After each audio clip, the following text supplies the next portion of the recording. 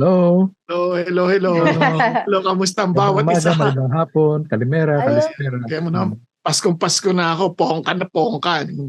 Oo nga po. Ako, apple na apple. Apple na Si apple. Pastor Min. Ah, Talaga Hindi, naman. stripe ito, hindi masyado makita yung stripe. Parang Christmas tree, pero colored stripe. Ayun. Speaking of Christmas po, mga kuya. Naku po, mga kuya, eto na, ilang araw na lang po talaga, mabibilang nyo na po talaga sa inyong mga kamay. Siguro ganyan. Paskong Pasko na po. Ito po, mga kuya, ang tanong ko po sa inyo at baka mabigyan niyo po kami ng payo. Ayan. Mga kuya, paano po natin may enjoy ang Pasko? Christmas. Ayan po, mga ayan. kuya. Bakit? Di ka ba nag-enjoy? Ni-enjoy po kasi ang dami na nagbibigay ng regalo eh. Ganun po. Di, ang sakit sa ulo ng mga nagregalo. Ganun po. Hindi Pero na. meron po ngayong nawawala eh. Nakakita niyo po ba yun? May maraming, ngayong pong Pasko, marami pong mga missing persons. Oh. Yung mga Fine. ninang. Opo, yeah. Finding Ninong at Finding Nida. Fighting ninong. Hindi na Finding Nemo ha. Finding Ninong. Yeah, opo. So mga kuya, paano po ba natin kahit missing ang ating mga ninong at mga ninang, pero mga kuya, ano po ba talaga ang ating gagawin o paano po ba natin talaga may enjoy itong darating na Pasko? Ayun po. Yun. Kayang-kaya ni Yes. Anong gagawin natin? Erwin, lagi nag-enjoy sa Pasko yan. Kaya, Kaya naman ako nag-enjoy. Kasi kasama ko yung mga mahal ko sa buhay. yes. Yun ang secret doon. Being with your loved ones. Oh, Yan. wow. Best way. Tsaka sa akin, best way is to help. Kasi kailan lang may ka-text ako, sabi ko. Sabi niya, ang Christmas parang malungkot sa kanya. Sabi ko, nag-agree ako. Una-una, yung weather, maginaw, parang malungkot yung weather. Pangalawa, maraming nadidepress eh. Hindi ko alam kung bakit. Di ba? Kaya maganda yung tanong mo, Tosca, kasi parang kumbaga, paano natin papayuhan yung mga tao para maging masaya ngayong Pasko, di ba? Tsaka tuwing Pasko, di ba? Ayun. Kaya sa akin, siguro balikan natin yung pinaka-dahilan ng Pasko. Kasi if you want to really enjoy it, kailangan maliwanag naman sa atin kung ano yung dahilan natin pag Pasko. Now, maraming nagsasabi na ang Pasko daw, ang dahilan ng Pasko ay, syempre, the reason of the season is Jesus, di ba? Yes. Pero sa totoo lang, ang reason ng season, tayo eh. Tayo po. Tayo. Kasi, hindi naman magkakatawang tao si Jesus kung hindi dahil sa atin na makasalanan. Di ba? Oo, hindi siya naipanganak ng unang Pasko kung hindi natin kailangan. Di ba? Kung hindi tayo nagkasala, hindi tayo sumuway sa Diyos, di sana walang hindi kailangan gawin ng Panginoon Diyos yung kanyang ginawa na magkatawang tao para sa atin. Kaya tayo ang dahilan ng Pasko. Di ba? Tayo ang dahilan ng Pasko. And if we truly understand that, ang laki ng factor yan for us to celebrate. Di ba? Ang laking factor na, wow, we have all the reason to celebrate. Ngayon, ito lang ang tanong. Bakit hindi natin ma-appreciate? Yun. Alam mo, ito nga, kanina nagkikwentuhan tayo before this, this episode. Naalala ko lang, di ba Kuya Erwin, nakwento kanina. Nyari, pagka nagre-regalo yung isang well-meaning na tao na mayroong concern at pagmamahal sa'yo, minsan yung alang regalo is something that will help you. Di ba? Nyari, binigyan ka nga ng damit. Ngayon, binigyan ka ng size XXL. Wow. So, isip mo ngayon, ganito na ba ako kataba? Grabe, nakaka-hurt Parang bigla ka nasaktan kasi parang yun na ba talaga problema? Kaya nagiging concern ka na dahil lumalaki ka. Ako, eksakto lang sa aking karanasan ngayon na bigla akong lumaki. Tapos, parang wow, ano to? Parang bakit?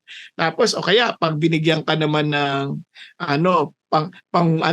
paayos na, yung mga facial cream, mga ganyan. Bakit? Sira pa ang mukha ko. Isa naiisip mo yun, di ba? Parang, well-meaning sila na parang they want you to look good, pero okay, binigyan ka ng deodorant, di ba? May putok ba ako? Kaya ako nasabi yan, minsan kasi, hindi rin nila masabi yung kailangan mo. Pero through the gift, baka pwedeng magamit mo at makatulong sa'yo. Ganon din ang Christmas. Ang gift ng Diyos sa humanity, hindi natin kasi problema ang education, sabi nga ni Max Lucado eh. Kung ang kailangan natin is information, binigyan tayo ng educator.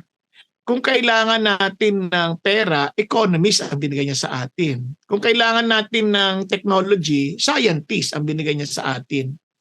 Pero ang kailangan natin is to be reconciled with God because we are doomed to eternal death. Kaya ang binigay niya sa atin is someone who has an eternal life, the Savior who became human. Di ba? Amen. Ngayon, sa atin ngayon, sa case natin, mag-i-enjoy lang tayo pag na-realize natin, kailangan ko, bakit ganun ba kasama ang lagay ko na hindi ko na kaya i-save sarili ko? That God has to give the best of heavens, di ba? Para lang maligtas ako. Yun na ba ganun kasukdulan na ba yung aking kalalagayan?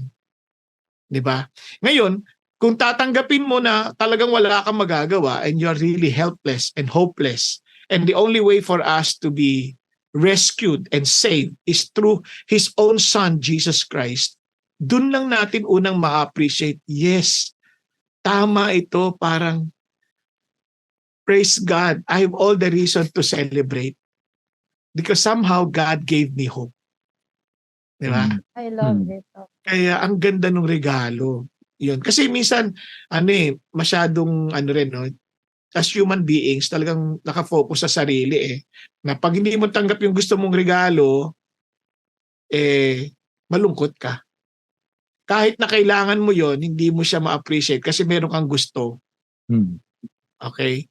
So, ganun. So, yun ang una. Kaya sa Bible, Kuya Erwin, and Tosca, di ba naalala sa Bible, kahit sa Matthew chapter 2, may 4 na klase ng mga nagse-celebrate Po? Pasko. Po? Nung pinanganak si Jesus, siguro after 2 years, may 4 na klase ng tao, na klase ng mga nagse-celebrate ng Pasko. Now, this is not an exhaustive pero dun sa passage lang na yon sa Matthew chapter 2, yung Magi, di ba? Kuya Erwin, tama ba yan? 3 hari ba yan? Hindi, no? Hindi, walang sinabi kung ilan Hindi, wala sinabi. Wala pong 3 kings, ganun? Hindi po 3 Walang, kings. hindi 3. Basta sabi lang, Magi. 3 Magi. hindi, sabi wise men from the east. Hindi sinabi na hari sila Oo. Hindi sinabi. Ang hari dito, si Herod, the king. Di ba? Dito sa chapter, verse 1 pa lang, na nagpunta nila sa days ng panahon ng Haring Herod, Magi from the east arrived in Jerusalem. Di ba? And ito pang talaga, alam mong, they came in by caravans according to some historians, they came in by caravans. Kaya nga, sa verse 3, Herod was troubled and all Jerusalem with him. Parang paano ka magto-trouble kung 3 lang yun na dumating, hindi naman pansin yun. Pero kung by caravan yan, coming from the east, mahabang biyahe yan di ba? Coming from the east, medyo magkakagulo nga yung tao. Di ba? Nabalitaan po talaga. Oo, nabalitaan. Oo. May sense ba yung Oo. Na-trouble siya. Pero actually, hindi naman siya natakot sa caravan dahil may force din siya. Yes. Na-trouble siya dahil sabi ng mga wise men, hinahanap nila yung King of the Jews. Yes. Doon lumabas yung insecurity ni Herod. Kaya nga maganda yung sinabi ni Kuya Bong magkakatanggap ka ng regalo kung ano-ano iniisip mo. Kaya ganun, kasi insecure ka Yeah, tama. Ganun din si Herod. Yun, may mga Herod na nagse-celebrate ng Christmas. May mga insecurity. Opo, pero Kuya, si Herod po, di ba siya po yung King of the Jews, tama po ba? At that time, siya yung assigned. Time of governor siya. Pinoclaim siya ng Rome na King of... Mga Kuya, tanong ko lang po, kasi kung pinoclaim po siya na King of the Jews noon, so syempre, iniisip ko po, kumbaga doon sa lugar na yun, siya ang pinakamakapangyarihan kasi syempre, at marami po siya mga tauhan, kumbaga, politically, very stable siya. Pero ako, bakit siya ma-insecure? Parang nasa kanya na lahat. Parang ganun ang dating ko. Magandang tanong yan, ha, Tosca. Oo, kasi sa totoo lang, kasi si Hero, hindi naman siya Hudyo eh. Ano siya, Edomite siya eh, Edomite. So hindi po talaga siya pwedeng talagang, kumbaga, king of the Jews. Kasi talagang hindi po siya talaga. At saka nakakagulat ito kung ito ay wise men from the east. At ang nire-recognize silang hari, hindi si Herod, kundi si someone who is born. Kaya isipin mo, kaya sila doon pumunta palagay ko ha. Kasi if this is the, this babies who has been born king of the Jews, so pumunta sila sa palasyo. Si Herod na pinuntahan nila. O, di ba? Yes po. Nagulat si Herod. Sino yun? Kasi sino yung so insecure siya kasi ibig sabihin ito, may papalit sa akin. Dami na pinapatay niya ni. Pinapatay na lahat ng pagiging kompetensya niya sa pagiging hari. Pati pinapatay. Pati asawa niya. Pati asawa. Lahat ng kamag-anak ng asawa pinapatay. Nagselos lahat ng threat sa kanyang kingdom. Kaya sabi niya, nagulat siya. Sabi niya, may naghahanap. Di ba? May naghahanap sa baby born king of the Jews. Wow, ano yan? Parang, nako, Hudyo yan. Di ba? Yun, nako. Pero alam mo, ang amazing dito, itong si Herod, alam niya kung saan pwede magtanong. Parang, he knows something about a certain prophecy about the coming of the king. Kasi, ang amazing dito, itong mga magi, they're not just there to look for the king, but they're there to look for him to be worshipped. Tingnan mo yung verse. We saw his star in the east and have come to worship him. Tingnan nyo, anong klaseng anak to? This is not just an ordinary king kasi may sariling star eh. Wow! His Kakaiba. star. In the east and we come to worship him. Wow. Sinong hari ang sinasamba? Di ba? Unless they claim to be God. Di ba? So, kaya ba na-insecure si matindi. Insecurity. Iniisip niya may kaagaw siya sa trono eh. Yun ang secure. Actually, matanda na si Herod by that time eh. Yeah. Biro mo, isang matanda, kulubot-kulubot na yung mukha, tapos insecure pa. Kaya alam mo, wala sa edad, Wala sa edad, wala sa edad eh. Wala po kaya sa bata edad. ka, binata, matanda, pwedeng lalaki at tatanda at mamamatay ka na lang na insecure. Kaya tama yung Kerwin, pag self-centered ka in celebrating Christmas, you'll never enjoy it. Totoo yun. Hindi siya masaya. Mga po yung okay lang po magtanong. Kasi since nabanggit niyo po, paano po like sa mga nanonood natin, baka hindi po kami aware na insecure na kami ngayong Christmas. Ano po ba yung mga signs na insecure na kami or may problema kami sa buhay namin? Ano po ba yung mga kuya? Hindi, siguro ang isang test dyan pag nagkumparahan ng gifts. Comparing. Ba't mas malaki sa kanya kaysa sa akin? Ba't ganun? Di ba? Mas maganda yung gift mo sa kanya kaysa sa akin. Di ba? Gift lang yun eh. Sabihin, hindi mo naman yung gift na based on, buti ka, binigyan ka pa kaya naman, hindi ka nabigyan ng gift, sila nabigyan. Di ba? Bakit nabigyan sila, ako hindi nabigyan? Unfair. Paano naging unfair yun? I-gift yun. Di ba? Isang sense. Pagka hindi ikaw ang center of attraction o parang ikaw yung bida sa celebration, nakaka-insecure yun. Di ba? Tapos sila may bagong damit, ikaw wala. Naku. So parang insecurity po ba more of na self? Ganun po ba? Parang sentro sa sarili? Yun nga actually foundation ng insecurity. Masyado ka nakapokus sa sarili mo. Akala mo tinitingnan ka ng buong mundo. Hindi naman. Wala naman tunitingin sa'yo. Ay ko, wala ba? Mas lalo lumala. Meron na insecure pa na. Ano ba yan? Lalo na insecure. Ano ba? Sa totoo lang, iba nga pag nagsuot pa ng damit tama ba itong damit ko? Ito ba yung dapat? Ito ba yung karapat dapat? O nai-insecure ka na. Samantalang, hindi naman yun, dapat ang focus dun, hindi ikaw. Di ba? Kasi if we are celebrating, for example, birthday, halimbawa, nung coming ni Jesus, bakit? Dapat nakafocus na kay Jesus, hindi tayo nakafocus sa sarili. Kaya hindi natin ma-enjoy.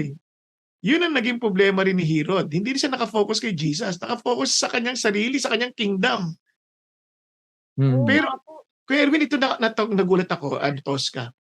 Alam niya kung paano magtatanong kasi that it has something to do with the prophecy. Kaya tinan nyo sabi niya, kinader niya yung chief priest, yung scribes, and he inquired them, sabi niya, saan ba maipapanganak ang Messiah? Kasi nyo, kasi amazing kasi yung inquiry ng Magi his star. Tapos yung a king, worship, isipin mo yun. Parang element yun nung parang expected Messiah to come. Tama? Nakuha nyo, no? Nakaka-amaze yun. Kaya sabi niya ganito, sabi niya, so ito namang amazing na to, itong another part ng mga celebrants, nagsa-celebrate. Di sabi nila, sagot ng chief priest at ng scribes, in Bethlehem of Judea po. Kasi ito po yung nakasulat sa prophecy.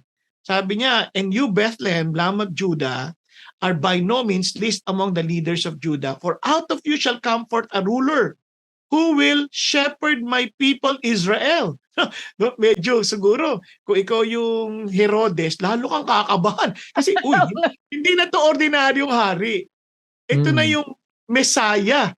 Di ba? Ito yung magsasave sa Israel. Ito yung inaabang-abangan nila. Edomites ako, lagot ako, hindi ako pwede. Di ba? Ito talaga yung magliligtas sa kanila. Di ba? Pero may tanong po ko. So, medyo may gano'n na pong idea si King Herod, pero tinangka po ba niya o talagang meron po siyang plano na banggain kung sino man tong Messiah na to? Kumbaga, kung gano'n po, Kuya Erwin, ang lakas naman po ng loob niya para banggain niya yung Messiah. Hindi niya matotolerate na may kaagaw siya sa trono. Yun lang.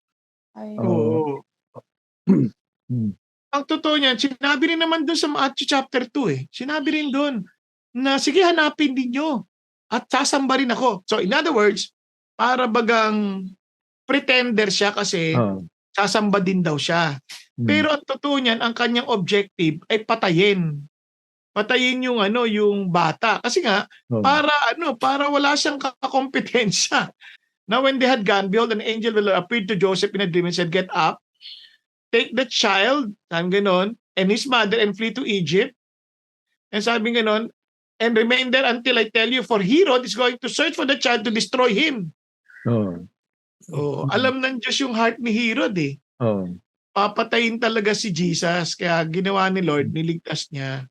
Sinabihan niya rin yung mga pantas, wag na kayong bumalik sa kanya. Sinabihan din. Amazing, no? So, ito parang lang, una, may mga tao na nagse-celebrate kasi parang Herodes din. Hindi naman sila nagse-celebrate para kay Jesus Meron silang sariling agenda. Ano yung agenda na pansarili. Sarili nga pansariling agenda. Kaya minsan, para kumita lang, pag Pasko, kasi marami namimili pag Pasko. Maraming ganyan. Di ba? I mean, tsaka dumadami ang scam pag Pasko. Totoo. Kaya hindi daw sila nagse-celebrate para gunitain ang pagdating ni Jesus. Ang kailangan sineselebrate lang, yung kanilang kikitain. Totoo yan. Lahat ng klase gagawin nila. Opo. Pero ang tanong ko po ito mga kuya, I mean, I believe po na sovereign si God. Pero bakit po kaya sa storya ng Christmas, may isang King Herod? Parang ano po ba ang role ni King Herod dito? Parang kailangan pa bang kasali siya? Gano'n. I mean, ang sama-sama, di ba po mga kuya? Sama-sama. Sa akin, una sa lahat, yung presence ni King Herod during that, birth. At least around the birth of Christ. Kasi yung wise men, dumating na nakita na si Jesus, medyo may edad na siya. Sabi, mga 2 years old na siya. Hindi talaga dumating yung wise men na sa kapanakan ni Jesus. Pero yung the presence of Herod kasi, para sa akin, tells me na una sa lahat, sa buhay ni Kristo, nakasunod yung persecution sa kanya. Ayan, Yes, yes. we persecute siya. Ganun din tayo. Mm. Now, once we are born again, we can be sure that, sabi nga sa Timothy, he who desires to live a godly life will be persecuted. So kasama na yan sa atin. Yes. Yun. So may mga hero talaga sa buhay natin. Mm. Hindi lang hero. Hindi lang hero. Judas pa. Judas. kaya naman, yung mga ganong klaseng tao, na kunyari, during day of Christmas, hindi rin sila magiging masaya. Oo. Nakasentro sa sarili. Oo. Hindi ka masaya pag nakasentro sa sarili. Totoo yun. Tama yun. Kahit naman hindi Pasko, no? Anyone who is self-centered, hindi magiging masaya yan. Kasi lagi maiinggit yan, lagi may insecure yan, di ba? Laging yan, magiging competitive sa buhay yan. Kawawa, lagi kang stress ka nun, di ba? Oo nga, oo. Yung isa ko naman sinabi sa yung na medyo nagse-celebrate ng Christmas, alam nila na kung saan papanganak si Jesus. Ito may nagtatanong, hindi man lang nila inimbestigahan. Oo nga. Oo, maraming ganun. Kumbaga, they're already expecting Jesus to come at that time. They were already expecting. Di man lang nila pinuntahan, no? Nung alam na nilang may nag-aanak. Alam nila sa Bethlehem papanganak. Di man lang na inimbestigahan. Di man lang sila pumunta doon, no? May mga ganun tao, no? Na, okay, alam namin si Jesus yung pinanganak. Hindi naman lang kinikilala si Jesus. Hindi lang alam bakit siya dumating. Oo. Basta alam ko sa 25. Basta sa 25, regalo ako, yun lang. Oo. Ako, isa sa mga naisip ko kasi dyan, no? Pinahintulot ng Diyos na na pumunta yung mga pantas, yung mga wise men kay Herod para ibalita sa kanya yung good news na dapat magsaya siya Alam mo, pwede naman sumunod na lang yung mga wise men sa sinasabing star. Pwede naman sila sumunod na, hindi sila dadaan kay Herod. Pero sang-ayon siguro sa will ni God, dumaan sila kay Herod, tapos binalita nila kay Herod, the king of the Jews, whom we will worship. So, may pagkakataon si Herod saka yung mga scribes na mag-rejoice. So, sa tingin ko, alam mo, itong Kapaskuhan, yung mga ganitong events, binibigyan ng Diyos lahat ng tao ng pagkakataon para mag-rejoice, para mag-celebrate. Kaso lang, nare-reveal yung ating mga puso dahil doon. Tama. So, instead na tayo mag-rejoice, naiinggit tayo, nagagalit tayo, hindi talaga natin na-enjoy yung Christmas o yung ibang event.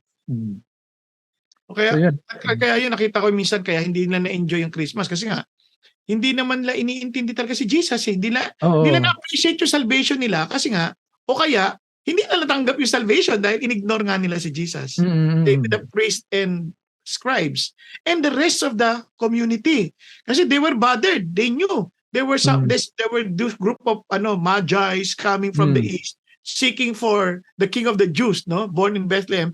Hinahanap nila, tapos wala lang. They were bothered, pero they did not do anything. So, wala. Ganun din yung marami pag nagse-celebrate ng Christmas Parang okay, alam namin it's the day of Jesus. Jesus is the reason of the season. Laging nagsasabi. Hindi man lang tinanong, bakit nga ba siya pumunta? Bakit ba siya pinanganak? Sino ba siya? 'Di ba? Anong ko doon? Anong dapat kong response? Hindi lang inaalam. Kaya hindi sila nag-i-enjoy. Correct. Kuya, pwede po ba yun na parang nagiging tradisyon na lang natin yung Christmas, pero hindi po talaga natin inaalam o sinasa puso kung ano po talaga yung true meaning ng Christmas? Ganun po. Yes. Bukod naman po. Oo. Pero kung kasi atin- kung talagang gusto natin mag-enjoy, tingnan mo yung ginawa ng mga pantas. They really search for Jesus. How did I know? coming from the east, isipin mo kung gaano katagal yung biyahe na yan.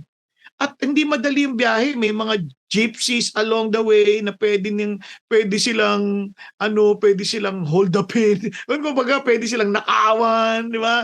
May mga mga Bedouins di ba? Na pwede silang talagang pagsamantalahan or whatever. Kasi biyahe yan may dala-dala silang ginto, may dala-dala silang mga mamahaling bagay as their gift. Di ba? Yet, itong mga taon to willing to travel as far as the east is concerned to their place, to the place of his birth, para hanapin. And they're just following the star. Kaya nga, amazed ka doon. Alam nila yung star ng Diyos Kasi, nung nakita nila ulit, tinan yung reaction na verse 10. When they saw the star, di ba? Again, nung nakita nila from the east, tapos nakita nila ulit, they rejoiced exceedingly with great joy. Di ba? Nag-enjoy. Kasi tama yung sabi na, syempre tama naman si Lord lagi doon. Sabi niya kasi, if they seek me with all of their hearts, they shall find me. Yun actually ang totoo. Itong Pasko, gusto mo mag-enjoy, ma-encounter mo si Jesus na pinanganak ng Pasko. Hindi man yung December 25, hindi natin issue yun. Ang issue natin is that Jesus Christ came. Okay? That Jesus Christ came.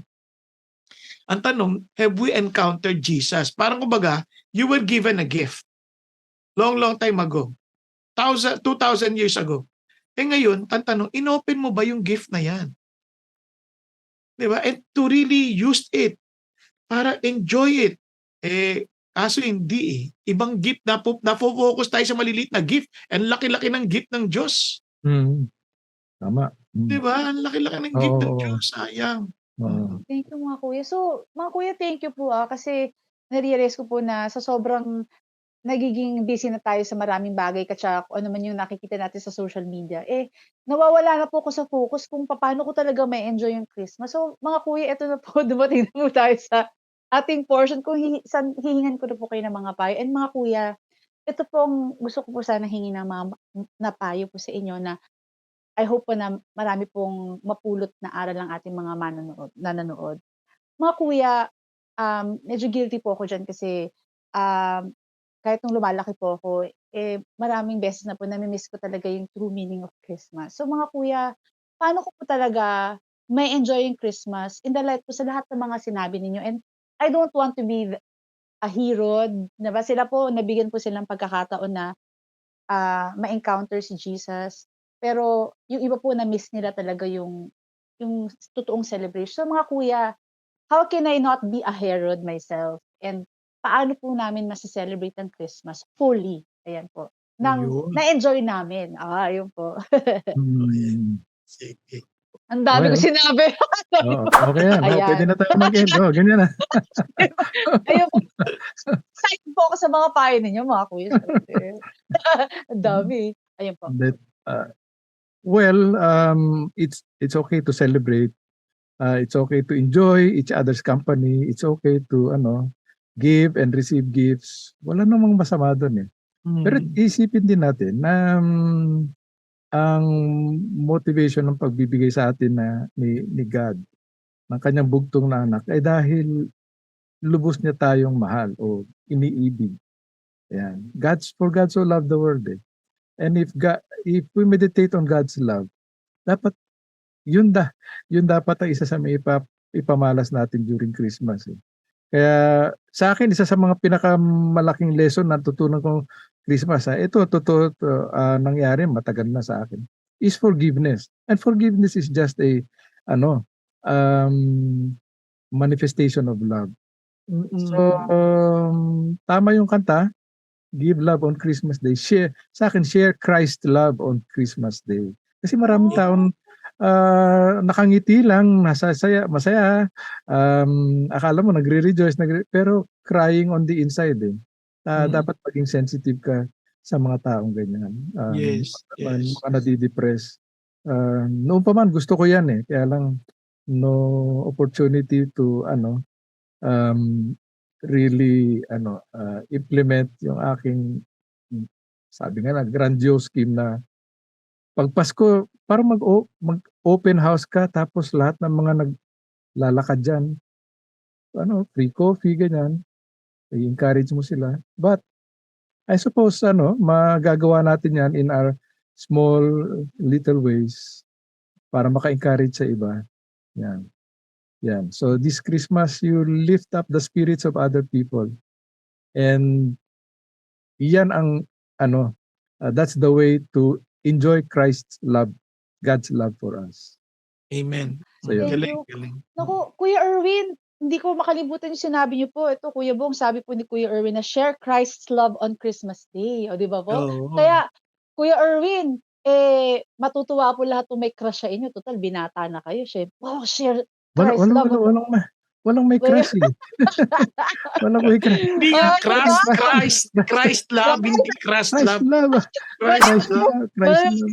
Mali narinig ko. Nandiyan lang po. Thank you, Kuya Erwin. O, Kuya Bong, kayo naman po, please. Ayan. Alam po ninyo, tulad ng natin napag-usapan, marami po ang nalulungkot. Hindi naman lahat masaya pag Pasko. Nalulungkot dahil siyempre wala na yung iba sa mahal sa buhay o kaya malayo sila. Iba naman sumakabilang bahay pa bukod sa sumakabilang buhay. Kaya ho, ang Panginoon, alam niya ho yung kalungkutan. Dahil yan ang epekto ng ating kasalanan. Hindi naman tayo nilikha ng Diyos para lang magdusa at magdalamhati. Kanya ho, alam niya rin na dahil sa sinuway natin siya at pinili nating magdesisyon on our own na maging hari ng sarili nating mga buhay, wala na tayong ibang solusyon, wala nang paraan para tayo maligtas.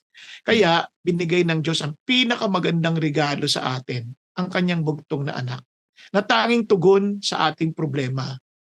Kaya lang, kailangan nating aminin na kailangan natin ito. Kaya kahit na yung mga pantas, kinuling ng mga matatalinong tao, handa nilang iwanan ang kanilang mga sariling lugar, hanapin lamang ang hari ng mga Hudyo, ni hindi nila hari ito. Hari ng mga Hudyo. Kaya willing silang hanapin si Jesus, willing silang puntahan si Jesus, at sambahin si Jesus. Anong ibig sabihin yan? Kung gusto nyo ma-enjoy ang Pasko, hindi ho tayo basta alalahanin lang si Jesus, kundi tanggapin talaga natin siyang bilang ating Panginoon at tunay na tagapagligtas. Na sang ganon, maintindihan natin, ganito pa talaga sa kasama ang aking sitwasyon na kailangan ko ng tagapagligtas. Oo, ganyan katindi ang ating sitwasyon. Hindi lang kayo, tayong lahat. At ang Panginoong Jesucristo na parito para iligtas tayo. Kaya nga ito lang masasabi ko, kung merong isang regalo na makakasagot ng lahat ng problema mo, regalo na magliligtas sa iyo, regalo na magbibigay sa iyo ng kasaganaan ng buhay, tatanggapin mo ba ito? Kaya naman, ito yung regalo ng Diyos si Jesus. Wag na wag mo itong tanggihan at wag na wag mong tatanggapin at tapos hindi mo bubuksan. Buksan mo. Tanggapin mo ng taus-puso at ipahintulot mo na siya na ang maghari sa buhay mo. Nang sa ganon, talagang itong Pasko, kahit anong pinagdadaanan mo, may isip mo, ito ang kailangan ko. Ito ang pinakamagandang regalo na tanggap ko. Itong Pasko. Kaya mga kapatid, huwag natin sayangin ang ating panahon. Let's enjoy Christmas by enjoying Jesus himself. God bless po. Merry Christmas. Okay, praise God. Okay. Mag-enjoy tayo ngayong Pasko. Kuya, thank you po sa inyong words of encouragement at talaga pong na-excite ako lalo mag-celebrate ng Christmas with my loved one. Ayan po. So, ito po. Umulan man. Umaraw. Bumagyo. At kung kailangan nyo ng payong, dito Payong Kapatid! Ayan po. Praise God. Merry Christmas. Merry Christmas, everyone. Merry Christmas. Saga po. Happy New Year.